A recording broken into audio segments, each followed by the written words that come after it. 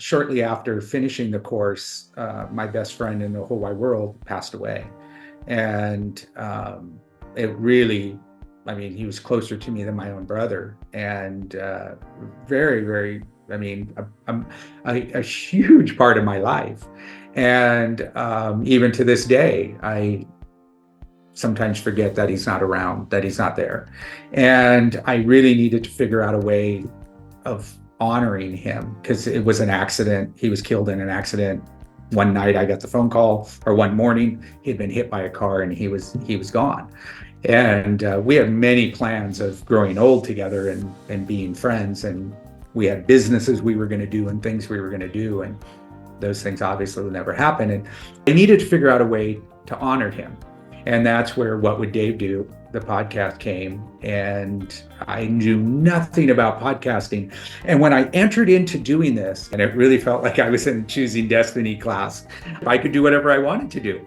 I could make it anything I wanted. I didn't have to control it, and I didn't have to be confined. And so I just started exploring, and I was like, man, it can be any music. It can be any format. I literally don't have any guardrails in this, and I can really make it what I want it to be, or what I think will honor Dave.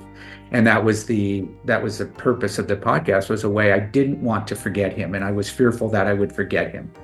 And so now, because I have this podcast, every day I mention his name. Every day I talk to somebody about the podcast. Every day something comes up, and I find myself driving down the road talking to Dave, saying, hey, what did you think of that show?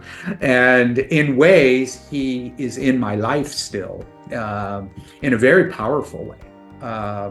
He is still in my life. But I don't think if I would have taken the Choosing Destiny course, I would have done the podcast. I don't know that I would have had the permission, or given myself permission to step into that, or even the knowledge to step into the spaceship and go, okay, what do you want this to be, Tim? And you get to choose that destiny. Society isn't going to pick it for you. You don't have to follow some program. You don't have to listen to 3 different and then try to copy a podcast.